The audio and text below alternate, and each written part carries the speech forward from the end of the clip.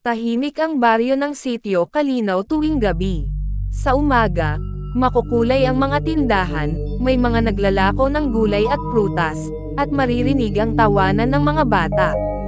Pero kapag lumubog ang araw, mabilis na naglalak ang mga tao sa kani-kanilang bahay. Wala halos naglalakad sa kalsada pagsapit ng alas 8 ng gabi. Delikado na, bulong ng matatanda. Baka mahulog ka sa mata niya. Si Aling Sabel, isang matandang manghihilot sa baryo, ay kilala sa kabutihang ginawa niya noong kabataan. Pero nang tumanda, unti-unting lumabas ang mga kakaibang ugali. Palagi siyang nakabuntot na itim na pusa, at may mga batang nawawala tuwing gabi na hindi na muling nakikita. Lagi rin siyang nakikitang nag-iisa sa sementeryo, may hawak na mga kandila kahit walang lamay. Ang mga tao'y nagdududa. Aswang siya, mangkukulam din. Kaya niyang patayin kahit nasa loob ka ng bahay mo. Isang gabi ng Nobyembre, si Liza, isang dalagang bagong balikbayan, ay dumating sa Sitio Calinaw. Moderno at matapang ang dalaga, hindi naniniwala sa mga kwento ng matatanda. Habang naglalakad siya pauwi, nadaanan niya ang kubo ni Aling Sabel. Nakita niya ang matanda sa may bintana, nakangiti, at tila inaawitan ang isang lumang crib na walang laman. Magandang gabi po, bati ni Liza. Ngumisi si Aling Sabel, kita ang matatalas ng ngipin. Magandang gabi, Liza. Matagal na kitang hinihintay.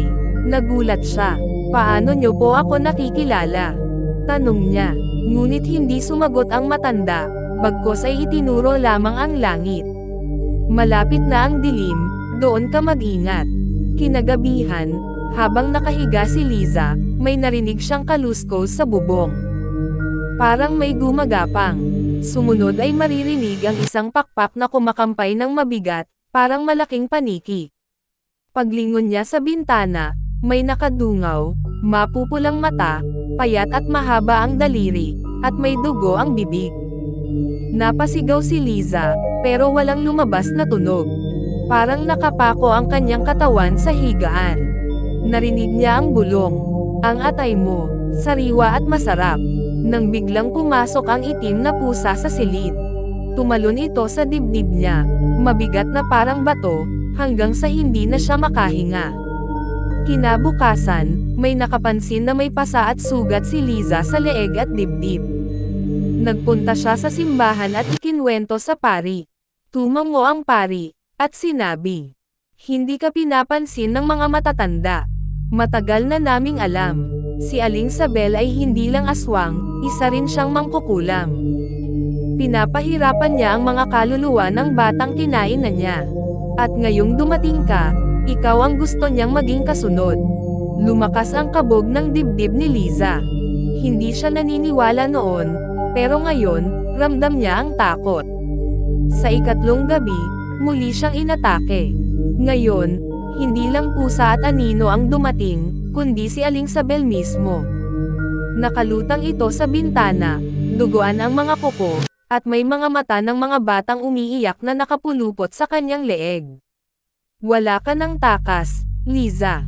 Sa panahon ngayon, wala nang naniniwala sa amin. Mas madali kaming makapeste. Napalibutan ng itim na usok ang silid. Nagdasal si Liza ng malakas, hawak ang isang rosaryo na iniabot ng pari. Nanginginig ang hangin, nagsisigaw ang mga kaluluwa, at sa huling saglit, narinig niya ang isang matinis na hiyaw, si Aling Sabel, naglaho sa gitna ng apoy. Pagkalipas ng ilang buwan, muling natahimik ang Sitio Calinaw. Wala nang bata ang nawawala, wala nang pakpak na dumadagandong tuwing gabi. Ngunit may mga nagsasabing, tuwing undas, nakikita pa rin ang isang matandang babae sa sementeryo, naglalagay ng kandila at nag-aawit sa isang crib na walang laman. At minsan, may naririnig na bulong sa dilim. Hindi ako nawala, nagbabalik lang ako kapag wala nang naniniwala.